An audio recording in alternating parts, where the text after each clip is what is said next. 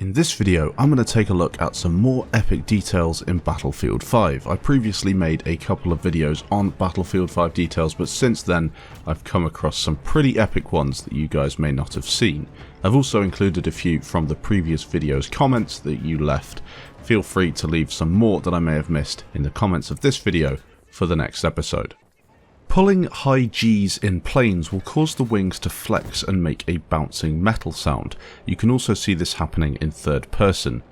Easy way to do this if you're wanting to check it out for yourself is go the maximum speed your plane will and then just pull up or pull to the side and you'll watch the wings start to flex. There's a good example in the background of this happening on the Mosquito while I'm flying around on a RAS. However, you can also see it on the fighters and the bombers, or even the Stuka on the German side. I feel as if this is a really nice detail. It's one of those that you don't really notice, but it's nice to see when you're flying in third person. I'm pretty certain that this is something DICE really wanted to implement into the game because it's not always been there in previous Battlefield games. On Devastation of Rotterdam, you've probably all seen it by the alpha objective on a game of Breakthrough or whatever it is you're playing on Grand Ops. There is a bell that's fallen from the church. You can shoot it and it makes a load of noise. You can also hit it with your melee weapon. It actually gets really loud if everyone starts to hit it together. At the start of a game of Rotterdam, the normal Rotterdam map, you can hear music playing in the background as you start the game. This is really quite cool. Not sure where it's coming from. I haven't managed to work that out yet. It doesn't play for the whole round though. It does eventually disappear.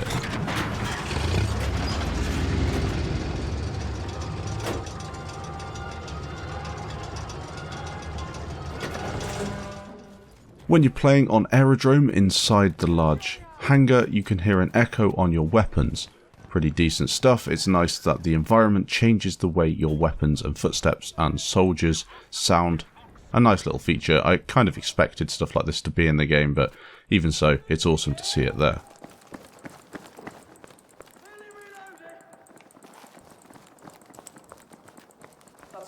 Where's a bloody medic?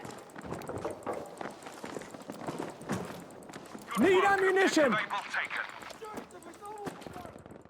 Destruction in Battlefield 5 is pretty damn cool. As you can see here on Rotterdam, you can blast away the top parts of buildings and the debris will fall on people beneath. It's not as strong as it was in BF3 and you're certainly not going to be picking up loads of kills, but you can definitely hit a couple of people for some points, and also it does look cool. It opens up new parts of the map and then you can jump across, grab hold of things and pull yourself into the building. On Reddit there was a post by Heel Trap and he was playing on Rotterdam. In a similar thing to what I showed you before with the destruction, a V1 fell on Charlie, and as you can see, Charlie looks absolutely fine at this point. All the buildings are intact bar a couple. The V1 comes down, blasts everyone apart, and now look at the state of the flag. It is in absolute pieces. This is some awesome stuff. It's almost like Levolution, but completely dynamic because you can choose how to destroy it and what sections to destroy. That is absolutely insane. A really cool feature. On a RAS there is a bell on top of the church. This can also be shot and make a noise, and as you can tell in the background, I will replay this clip and slow it down without any commentary, but it makes a load of noise if someone smashes into it. In this case, I believe the guy up there, my teammate, was hit by a bomb and then he flew into the bell and whacked into it and it made a massive ringing sound. A pretty cool detail.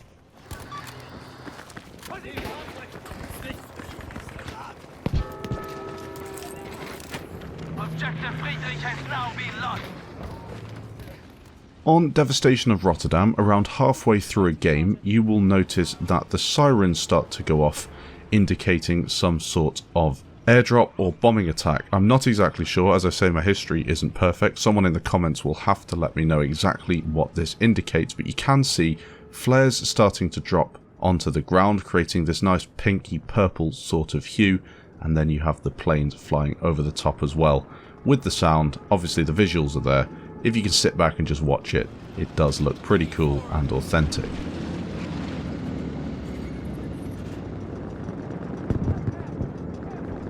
Show no fear! Attack!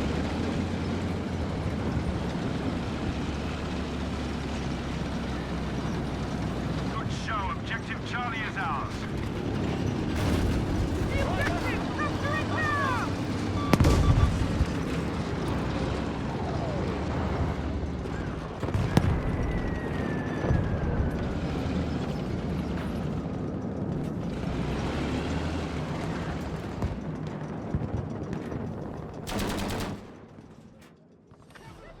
One of my favourite features on Battlefield 5 that I've noticed, and you'll probably think I'm weird because it's such a simple one, but on Devastation of Rotterdam, the stained glass windows create a really nice pattern on the ground as the sun shines through them. You can then shoot the panes of glass out, and that then disappears. A really, really simple detail, but one that is awesome. I love the way that the maps on this game change over time. So for example, at the start of the game, everything is fine. In the case of Devastation of Rotterdam, everything's not fine, the map's blown to pieces, but some maps look really nice, and then war takes place. Things start to get damaged, explosions, weapons, tanks, V1 rockets, whatever it is, the whole map gets flattened and changed, and you're almost playing a completely different map at the end of the game to what you were at the start. A really good example of this again is on Twisted Steel. As you can tell, I'm on F objective in a tank, just smashing through stuff. Partly to find this sneaky enemy that's on the flag, but also because I do enjoy breaking stuff on Battlefield 5. You can drive through pretty much everything and flatten it. A really satisfying thing to do. You'll also notice if you're flying around in a bomber from the air that all the craters that you cause from your bombs, especially in the Ju-88 and the Blenheim, because they're so powerful with those bombs, with their payload, you can pretty much cause a whole flag to be flattened to the ground, in a similar way to what you'll see when a V1 hits the ground. I think this is cool, the fact that the map is completely dynamic and all the stuff stays there. It's a really nice feature.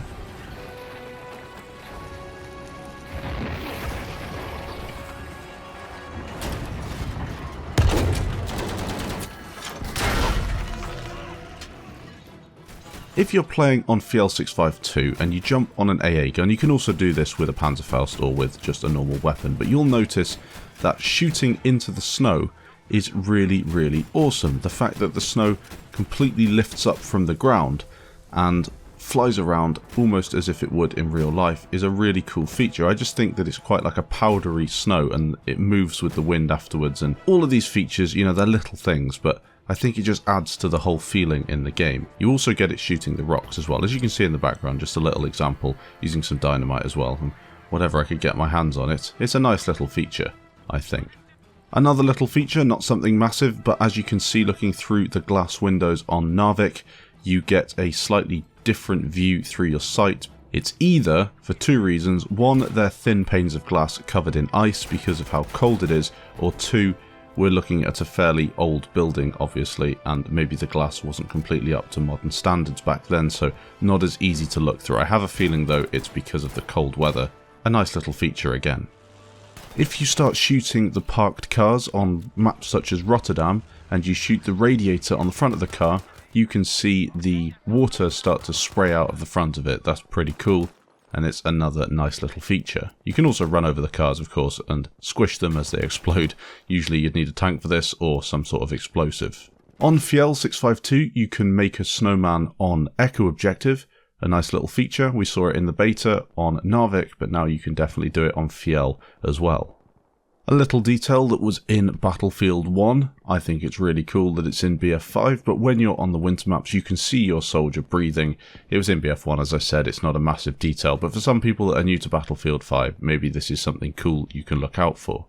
A nice little feature on the planes on Fuel 652 and Narvik: you get snow build-up on the windows. However, it's incredibly difficult to capture. I've tried my best to show you in the background, but it's best to look at a still image. This was first seen in one of the concept art screenshots, or I suppose it wasn't even concept art, it was a genuine screenshot where you can see the windows start to ice over. Another cool feature. You probably have to have your graphics on full for this, but it's nice to see it in the game.